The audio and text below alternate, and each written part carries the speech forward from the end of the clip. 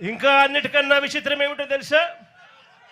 చివరికి చంద్రబాబు నాయుడు గారు ఇక్కడ మత్స్యకారులకు మేలు చేయాల్సిన చోట మేలు చేయకపోగా వారి కడుపు మీద తంతా ఉన్నాడు చంద్రబాబు నాయుడు గారు. ఇక్కడే ఈ ప్రాంతంలోకి ఎవరూ కూడా రాకూడదు. ఇది ఆంధ్ర రాష్ట్రానికి సంబంధించిన ఫిషింగ్ ఏరియా. స్ట్రిక్ట్గా రూల్స్ ఉన్నాయి. మనం తమిళనాడులోకి పోకూడదు, తమిళనాడు వాళ్ళు మన దగ్గరికి ఇక్కడికి కూడా రాకూడదు. ఇవన్నీ స్ట్రిక్ట్గా రూల్స్ ఉన్నాయి.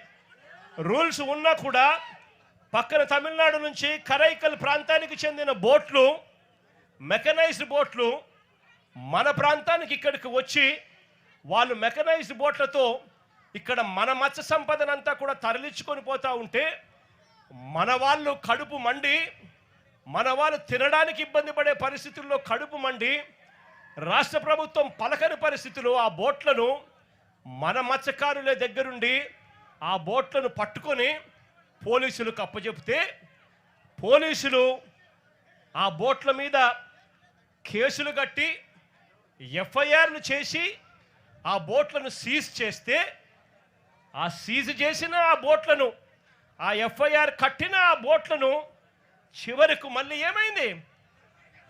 ఇక్కడే ఇది ఫోన్ కాల్ డేటా.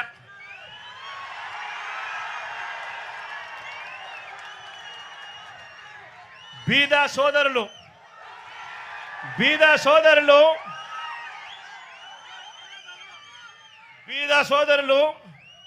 ఆయన అనుచరుడు కొందూరు పోలిశెట్టి,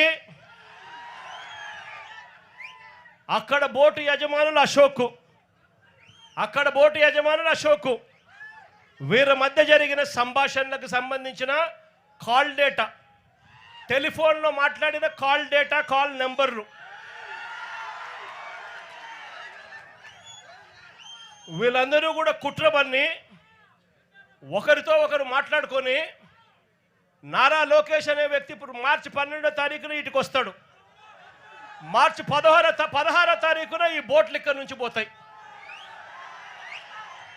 అంటే మత్స్యకారుల మీద కడుపు మీద కొట్టడం కోసం ఏకంగా ఇంతమంది దొంగలు, ఇంతమంది పెద్ద దొంగలు, ఒకరు ముఖ్యమంత్రి కొడుకు, ఒకడు ఎంపీ,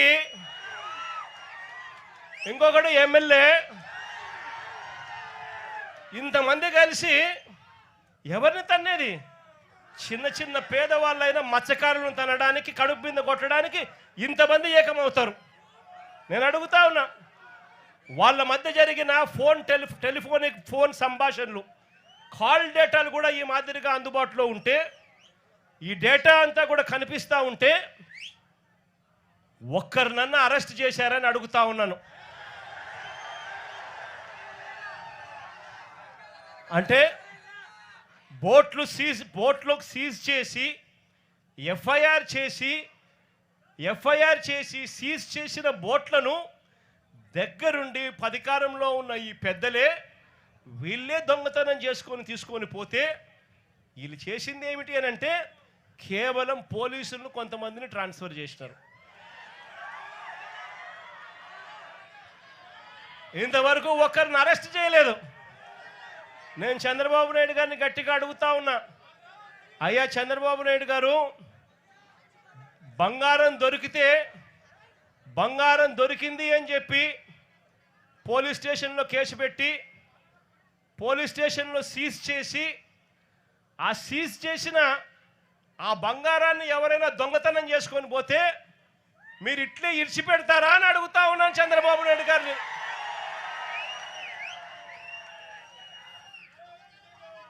మత్స్యకారులు అంటే ఇంత చులకనగా ఉన్న ఈ పెద్ద మనిషి చంద్రబాబు నాయుడు గారికి గట్టిగా బుద్ధి చెప్పే రోజులు త్వరలోనే వస్తాయని చెప్పి,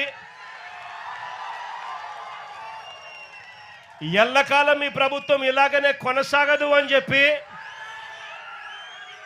గట్టిగా చంద్రబాబు నాయుడు గారిని గట్టిగా మందలిస్తా ఉన్నాం. ఇదే పెద్ద మనిషి చంద్రబాబు నాయుడు గారికి చెప్తా ఉన్నా, ఇక్కడే ఎంపీలు ఫోన్లు చేస్తారు, కొంతమంది మత్స్యకారులకు 10 లక్షల రూపాయలు డబ్బులు ఇస్తారు. వాళ్ళ ఇల్లు కలిసి దొంగతనం చేసే దాంట్లో పాత్రదారులు అవుతారు. ముఖ్యమంత్రి కొడుకు దగ్గరుండి ఆశీస్సులు ఇస్తాడు. మార్చి 12వ తారీఖు ఆయన వచ్చి చేసుకోపోండి అని ఆశీస్సులు ఇస్తాడు. మార్చి 16వ తారీఖున దొంగతనం జరుగుతుంది. ఇంతకన్నా దిక్కుమాలిన ప్రభుత్వం ప్రపంచ చరిత్రలో ఇంకేదైనా ఉంటుందా అని అడుగుతా ఉన్నా మిమ్మల్ని అందరినీ కూడా నేను.